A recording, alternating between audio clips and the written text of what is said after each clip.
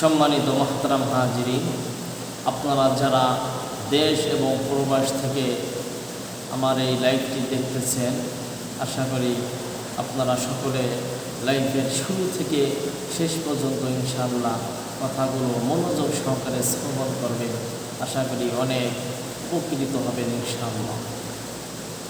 তো সম্মানিত মুহতারাম হাজিরিন, একজন ভাই লিখেছেন শিরিক কাকে বলে এবং কি কি কাজ করলে আমাদের শিরিক হয়ে যাবে, কুফরি হয়ে যাবে, কোন কোন কাজ করলে কোন কোন কারণে কি কারণে আমরা কুফরির মধ্যে শামিল হব, বিষয়টা স্পষ্ট করে জানালে উপকৃত হতাম। আলহামদুলিল্লাহ। সম্মানিত মুহতারাম হাজির আব্দুল্লাহ ভাই, আপনাকে ধন্যবাদ। আপনি অনেক গুরুত্বপূর্ণ একটি প্রশ্ন করেছেন এবং জানতে চেয়েছেন। আশা করি আলহামদুলিল্লাহ কোরআন এবং হাদিস থেকে আপনাকে মূল্যবান সওয়াল প্রশ্নের উত্তর দেওয়ার চেষ্টা করব। মা তৌফিক ইল্লা বিল্লাহ। সম্মানিত মুহতারাম হাজিরিন, শিরিক আল্লাহ সুবহানাহু ওয়া তাআলা পবিত্র কালামুল্লাহর মধ্যে বলেন, ইন্নাল্লাহা লা ইয়াগফিরু আন ইউশরাকা বিহি ওয়া ইয়াগফিরু মা দুনা যালিকা লিমান ইয়াশা ওয়া মান ইউশরিক বিল্লাহি ফাকাদ দাল্লা দালালান বাঈদা।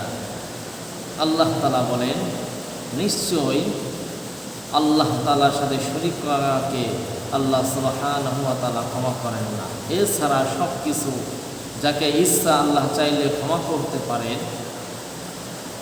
কেউ আল্লাহ তাআলার সাথে শরীক করলে সে ভীষণভাবে পথভ্রষ্ট হয়ে যায়, বলেন নাউজুবিল্লাহ।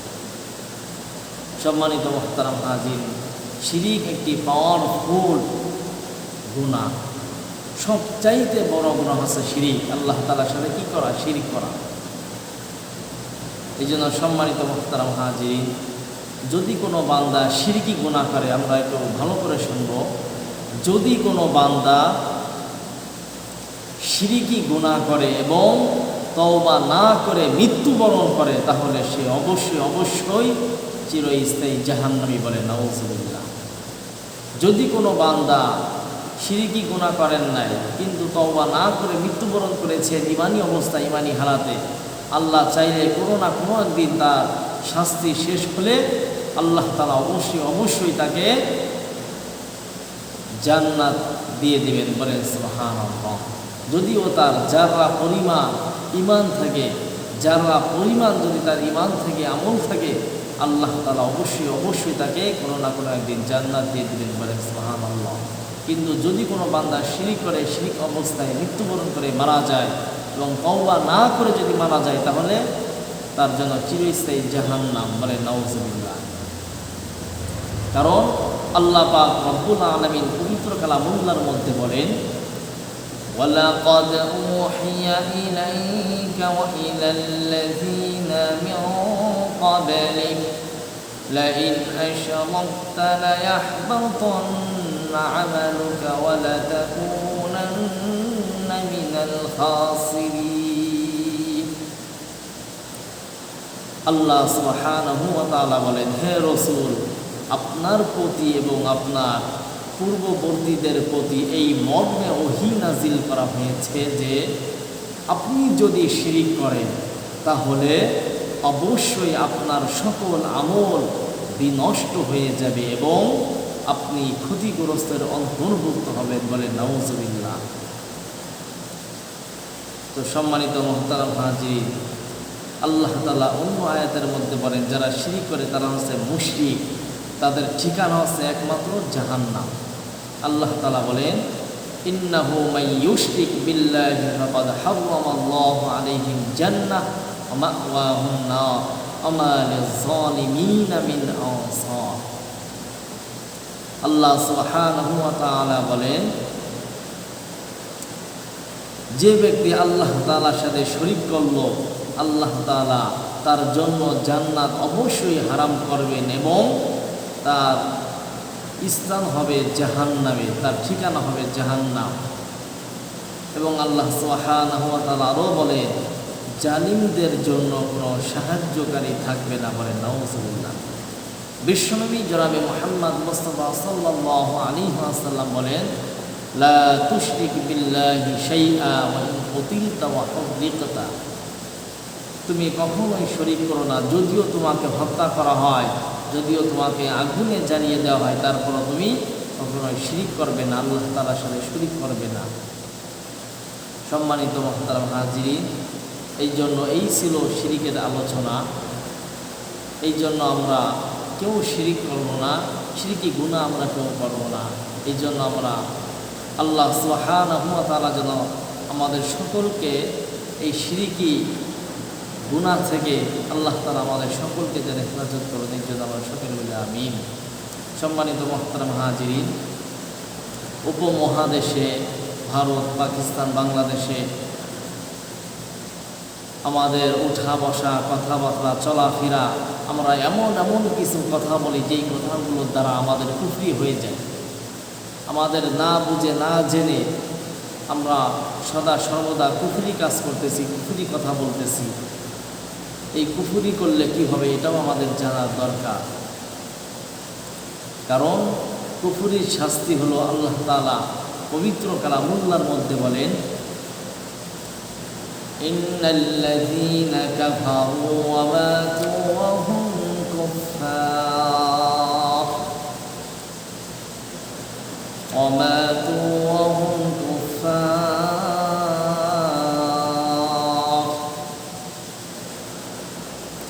উলাইকা আলাইহিম লা'নাতুল্লাহি ওয়াল মালাইকাতি ওয়ান নাসি আজমাঈন। আল্লাহ সুবহানাহু ওয়া তাআলা বলেন, নিশ্চয়ই যারা কুফরি করে এবং কাফের অবস্থায় মারা যায়, মৃত্যুবরণ করে, সে সমস্ত লোকের প্রতি আল্লাহ, ফেরেশতাগণের এবং দুনিয়ার সমস্ত মানুষের লানত, বলে নাউজুবিল্লাহ। আরও জোরে বলে নাউজুবিল্লাহ। তো সম্মানিত মুহতারাম হাজির, এই জন্য আমরা কখনোই কুফরি করব না। তো সম্মানিত মুহতারাম হাজিরিন, কি কাজ করলে কুফরি হবে আমরা ইনশাল্লাহ সকলেই ইনশাল্লাহ এটা জানব, এবং কুফরি করলে কি হবে, কি কাজ করলে কুফরি আমাদের হয়ে যাবে, এটাও আমরা সকলে ইনশাল্লাহ জানতে পারব। সম্মানিত মুহতারাম হাজিরিন,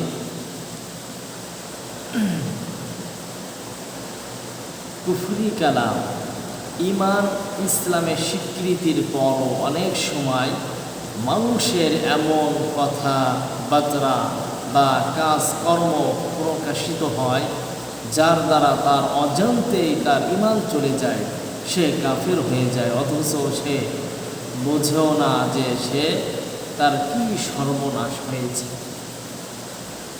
তাই কথাবার্তা বলা, কোনো বিষয় মন্তব্য করা বা বিশ্বাস করার ক্ষেত্রে আমাদের সতর্ক থাকতে হবে। এই জন্য কয়েকটি আপনাদের সম্মুখে আমি উল্লেখ করব যেই কাজ করলে কুফরি কাজ হয়ে যায়। 1 নম্বর, আল্লাহ সুবহানাহু ওয়া তাআলা এবং নবী করিম সাল্লাল্লাহু আলাইহি ওয়াসাল্লামকে গালি দেওয়া, এটা হচ্ছে কুফরি। আল্লাহ সুবহানাহু ওয়া তাআলাকে গালি দেওয়া, নবী করিম সাল্লাল্লাহু আলাইহি ওয়াসাল্লামকে গালি দেওয়া, এটা হচ্ছে সম্পূর্ণ কুফরি।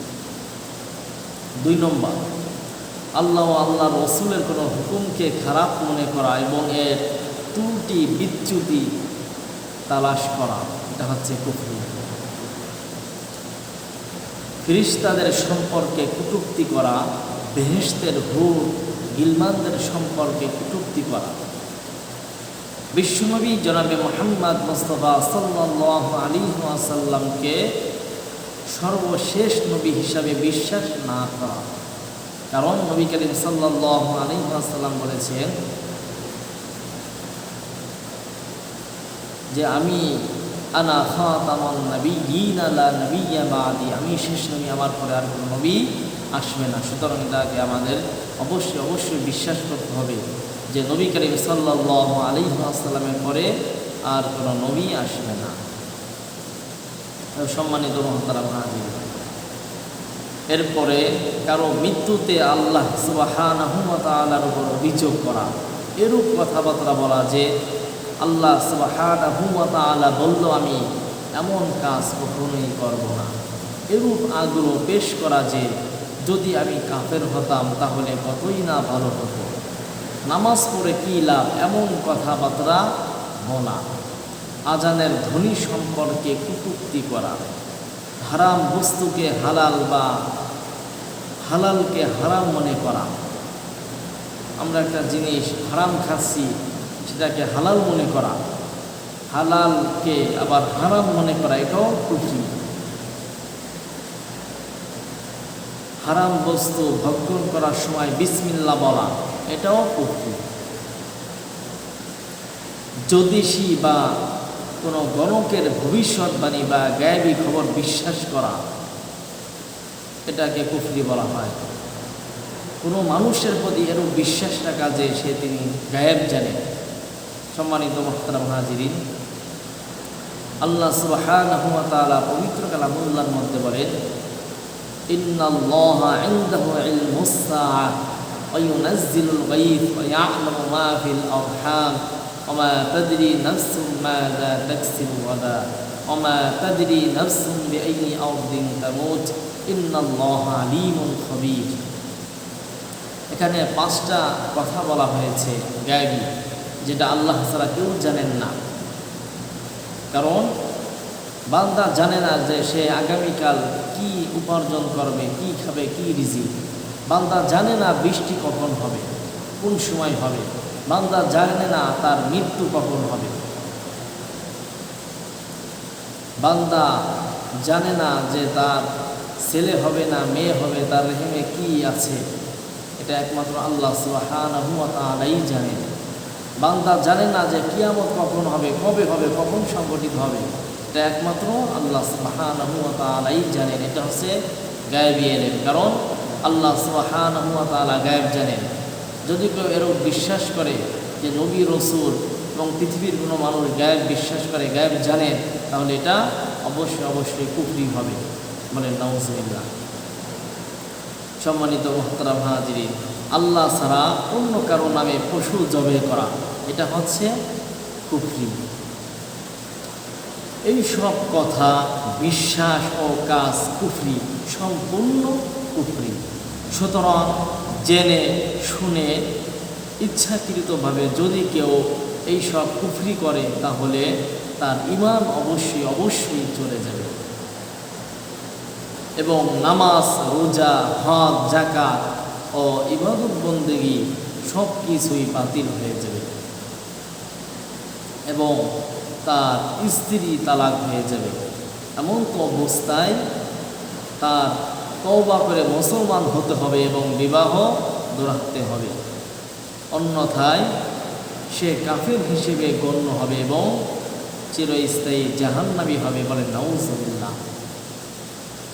আল্লাহ সুবহানাহু ওয়া তাআলা পবিত্র কালামুল্লাহর মধ্যে বলেন, ইন্নাল্লাযীনা কাফারু ওয়া মাতু ওয়া হুম কুফফার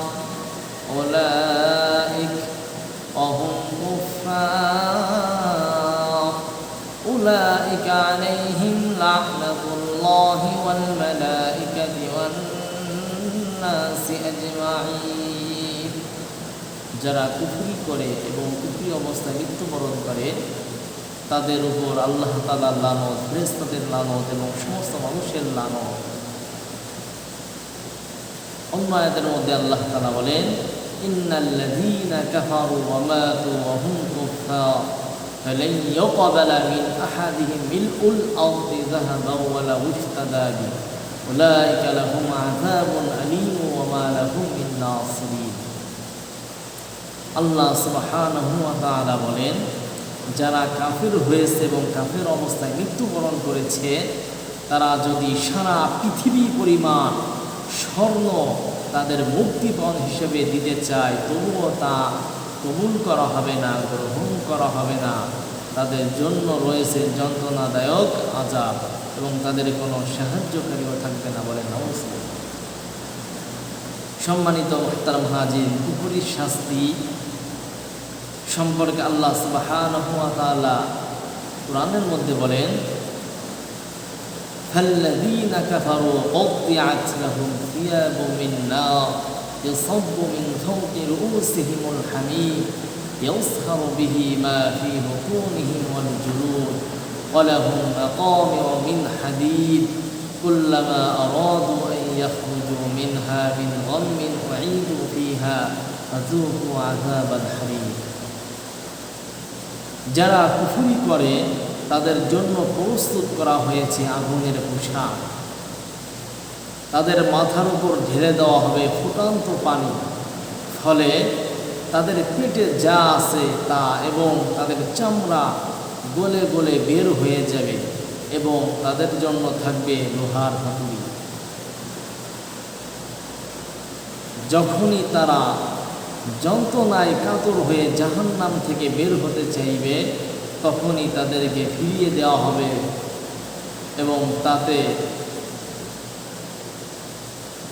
তাদেরকে বলা হবে, চেখে নাও দহন যন্ত্রণা। যারা কাফের তারা আল্লাহর শত্রু, তারা জাহান্নামী, তারা চিরকাল জাহান্নামের আগুনে জ্বলবে। তারা কখনোই কোনোভাবে জাহান্নাম থেকে বের হতে পারবে না, তাদের কোনো ওজরও পেশ করা হবে না এবং তাদের কাছ থেকে কোনো মুক্তিপণও গ্রহণ করা হবে না, বলেন নাউজুবিল্লাহ। সুতরাং সম্মানিত মুহতারাম হাজির, আল্লাহ সুবহানাহু ওয়া তাআলার নিকট বেশি থেকে বেশি দোয়া করতে হবে যেন আল্লাহ সুবহানাহু ওয়া তাআলা আমাদের সকলকে শিরক এবং কুফরির কাছ থেকে যেন আল্লাহ তাআলা আমাদের সকলকে সর্বভাবে সর্ব অবস্থায় সদা সর্বদা যেন আল্লাহ সুবহানাহু ওয়া তাআলা আমাদেরকে এই শিরক এবং কুফরি জঘন্য পাপ থেকে যেন আল্লাহ তাআলা আমাদের সকল হেফাজত করেন। এই জন্য আমরা সকল বলি আমিন। এবং একটাই দোয়া করতে হবে যেন আল্লাহ সুবহানাহু ওয়া তাআলা আমাদের মৃত্যুর সময় যেন ইমানের সহিত আমরা মৃত্যুবরণ করতে পারি, ইমানের সাথে মৃত্যুবরণ করতে পারি, সেই দোয়ায় আল্লাহ তাআলার নিকট আমাদের করতে হবে। আমরা যেই কথা শুনলাম এবং জানলাম এবং শিরক এবং কুফরি সম্পর্কে বুঝতে পারলাম, আল্লাহ সুবহানাহু ওয়া তাআলা যেন আমাদের সকলকে কুফরি এবং শিরক সম্পর্কে জেনে বুঝে সঠিকভাবে তাহকিক করে আল্লাহ তাআলা যেন আমাদেরকে এই কথাগুলোর উপর আমল করা তৌফিক দান করেন। এই জন্য আমরা সকলে বলি আমিন। আখির দাওয়ানা আলহামদুলিল্লাহি রাব্বিল আলামিন।